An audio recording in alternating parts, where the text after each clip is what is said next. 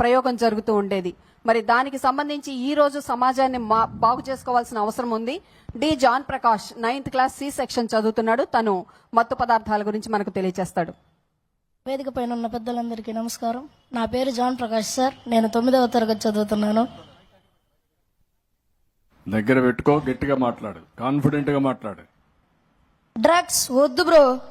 Friends, గంజాయి, drugs, whitener, దగ్గుమందుల వంటి మత్తు పదార్థాలు మీ జీవితాలను నాశనం చేస్తాయి. నిజమా కాదా? మత్తు వలన ఏది మంచి ఏది చెడు అనేది తెలుసుకోలేరు. ప్రేమగా చూసే అమ్మా నాన్నలు మీకు ఏం చెప్పినా మత్తు వ్యసనం వల్ల చిరాకు పడతారు, వారిపైనే తిరగబడతారు. మీ చెడు ప్రవర్తనతో ఫ్రెండ్స్ని దూరం చేసుకుంటారు. ఆరోగ్యం పాడవుతుంది. చదవలేరు, రాయలేరు, మీకు ఇష్టమైన ఆటలు ఆడలేరు, చుట్టాలు రానివ్వరు. పాఠశాలలో పాఠాలు ఆటపాటల కంటే ఆనందం ఇచ్చే మత్తు పదార్థం ఏదీ లేదు.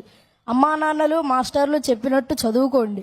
మీరు చదువుకునేందుకు పుస్తకాలు, వేసుకునేందుకు యూనిఫామ్, బూట్లు, బెల్టు ఇస్తోంది ప్రభుత్వం.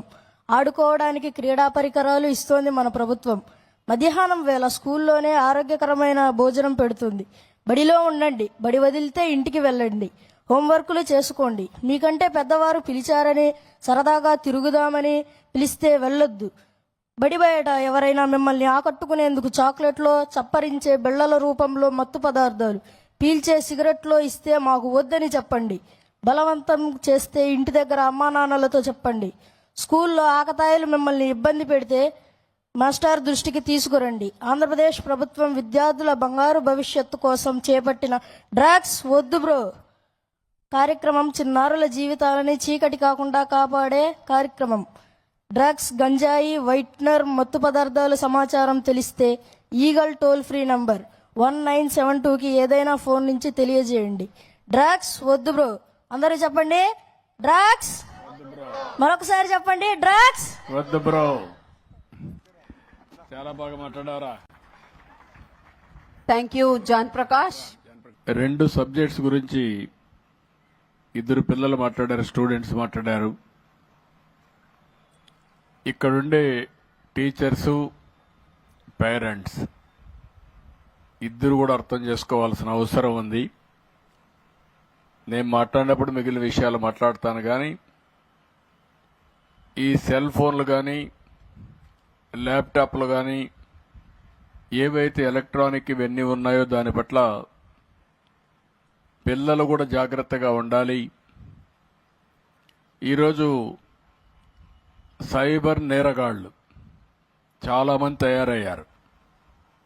తయారయిన తర్వాత మనం చూస్తే చాలా 1-2 కాదు, ఏదో ఫ్రెండ్షిప్ చేసినట్టు చేయడం, మాయమాటలు చెప్పడం, మభ్య పెట్టడం, వాళ్ళ జీవితాలతో ఆడుకునే పరిస్థితికి వచ్చారు. స్నేహం అనే పేరు పెట్టి అక్కడి నుంచి వాళ్ళ జీవితాన్ని నాశనం చేసి, అదే మరిగా అశ్లీలమైనటువంటి ఫోటోలు కూడా తీసి బ్లాక్మెయిల్ కూడా చేసే పరిస్థితికి వస్తున్నారు. అంటే సమాజంలో ఒక మంచి జరిగినప్పుడు దానికి ఇంకొక కోణంలో చెడు కూడా ఉంటుంది. ఒక పక్క టెక్నాలజీ అవసరం, నిన్న కూడా నేను మాట్లాడాను. అది మన జీవితాలకి పెద్ద ఎత్తున మనం ఏదైతే అనుకుంటామో అది సాధించడానికి ఉపయోగపడుతుంది. అదే సమయంలో ఇలాంటి టెక్నాలజీ ఉపయోగించుకొని అవసరమైతే మన పేరుతో ఉండే మన డబ్బులు కూడా మన బ్యాంకులో దోచేసుకునే పరిస్థితులు కూడా వస్తున్నారు. ఒక్క నేరం కాదు, ఒక పక్క మోసం కూడా చేసి ఇంట్లో మనల్ని మిస్లీడ్ చేసే పరిస్థితి కూడా వస్తారు. ఇప్పుడు పాప చెప్పింది, కొన్ని విషయాలు చెప్పింది ఆ టీచర్ విద్యార్థి అయితే, ఇలాంటి నేరగాళ్లు చాలా మంది ఉన్నారు. అందుకే సైబర్ నేరగాళ్ల పట్ల మనం జాగ్రత్తగా ఉండాలంటే మనం ఏ విధంగా పనిచేయాలో మీరందరూ అర్థం చేసుకోవాల్సిన అవసరం ఉంది. ఎప్పుడు కూడా ఒక మంచి గాని ఒక చెడు గాని 2 కూడా మీరు చూస్తే 24 గంటలు ఫోన్ చూడడం కూడా ఒక వ్యసనం. ఓసారి యూట్యూబ్లోకి వెళ్ళిపోతే కొన్ని పోర్న్ ఫిల్మ్స్ కానీ ఇలాంటివి కానీ వెళ్ళిపోతే ఇంకా రాత్రి అంతా కూడా బయట మన రారు, ఆ ఫోన్ చూసుకుంటూ ఉండిపోతారు. అదొక అడిక్షన్, అదొక బలహీనత. అలాంటి సమయంలో ఇంకా పిల్లలు చదువుకునే పరిస్థితి కూడా ఉండదు, చాలా ఇబ్బందులు వస్తాయి. కాబట్టి తల్లిదండ్రులు అన్ని జాగ్రత్తలు తీసుకోవాలి, టీచర్లు కూడా జాగ్రత్త తీసుకోవాలి. అప్పుడే ఇది సాధ్యం అవుతుంది. మళ్ళీ కూడా ఎప్పటికప్పుడు మాట్లాడుకుందాం. పిల్లలు చాలా చక్కగా చెప్పారు. రెండో విషయం చాలా గట్టిగా చెప్పాడు, డ్రగ్స్ వద్దు బ్రో. చాలా క్లియర్గా చెప్పాడు, మీ దగ్గర కూడా అనిపించాడు. ఇప్పుడు ఈ డ్రగ్స్ అనేది కూడా మీరు ఒక్కసారి గుర్తుపెట్టుకోవాల్సింది, ఇదొక పెద్ద మత్తు, ఇదొక పెద్ద వ్యసనం. ఒకసారి ఆ వ్యసనంలో పడిపోయిన తర్వాత మళ్ళీ తిరిగి మామూలు మనిషి కావడం చాలా కష్టం. అలాంటి వ్యక్తికి స్నేహితులు లేదు, తల్లి లేదు, తండ్రి లేదు, చెల్లెలు లేదు, తమ్ముడు లేదు, ఆప్యాయతలు ఉండవు. ఆ వ్యసనంలో పోయిన తర్వాత ఆ వ్యసనమే సర్వనాశనం చేస్తుంది. మనకుండే రిలేషన్షిప్ని పూర్తిగా విధ్వంసం చేస్తుంది. ఈరోజు మన రాష్ట్రంలో దురదృష్టం మీరు చూస్తే గంజాయి వచ్చింది. గంజాయిని చూస్తే ఇండ్ల కాడ పండించే పరిస్థితి వస్తారు కొంతమంది దుర్మార్గులు. అదేదో కూరగాయల పంట మారిగా, అంటే ఒళ్ళు కూడా కొవ్వెక్కిపోయి ఇష్ట ప్రకారం చేసే పరిస్థితికి వచ్చారు. అందుకనే రాష్ట్రం మొత్తం పెద్ద ఎత్తున ఈగల్ అనే పేరు పెట్టి, ఏదైతే ఈగల్ పేరుతో పర్యవేక్షణ చేస్తున్నాం, ఎక్కడికక్కడ సమర్థవంతంగా కంట్రోల్ చేస్తాం.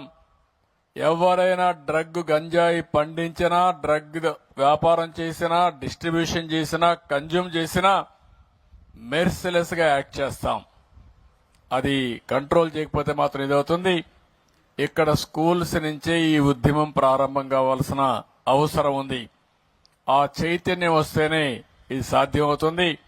నేను ఒకటి అడుగుతున్నా, ఇక్కడుండే పేరెంట్స్ అందరినీ, పిల్లలందరినీ, ఇద్దరు చెప్పింది మీ అందరికి అర్థమైందా అని అడుగుతున్నా. ఫస్ట్ టైం అర్థమైందంటే చేతులు పైకి ఎత్తండి. ఓకే. రెండోది, మనం కూడా కొన్ని బలహీనతలు ఉంటాయి. ఓసారి ఆడంబ సూరత్వం ఇప్పుడు మీ మనసులోకి ఎక్కింది. మన పిల్లల్ని జాగ్రత్తగా చూసుకోవాలి. సాయంత్రం అయితే ఫోన్లన్నీ వీళ్ళకి ఇవ్వకూడదు. లేకపోతే ఏం జరిగిందో ఒకసారి వీళ్ళని వాచ్ చేసుకుంటా ఉండాలని ఆలోచిస్తారు. ఏదైతే మనం కొన్ని రోజుల తర్వాత మర్చిపోతామో మన ప్రాధాన్యత తగ్గిపోతుంది. ప్రాధాన్యత తగ్గి పూర్తిగా మర్చిపోయినప్పుడు మన పిల్లలు కూడా ఎవరన్నా చెడగొట్టాలంటే చెడగొడితే ఒక స్థాయి దాటిన తర్వాత మీరు మార్చుకోవాలన్నా మార్చుకోలేరు. ఈ విషయం మీరు గుర్తుపెట్టుకోవాలి. తల్లి, తండ్రి, గురువు, ఇక్కడుండే పిల్లలందరూ గుర్తుపెట్టుకోవాల్సింది, ఇలాంటివి రాకుండా జాగ్రత్త తీసుకుంటే మన జీవితాలు బాగుంటాయి, ఆనందంగా ఉంటాం. ఆ విషయాల్ని మాట్లాడతాను. ఈ రోజు నుంచి మా పిల్లల పట్ల మేము జాగ్రత్తలు తీసుకుంటామని టీచర్స్, స్టూడెంట్, పేరెంట్స్ అందరూ చేతులు పైకెత్తాలి.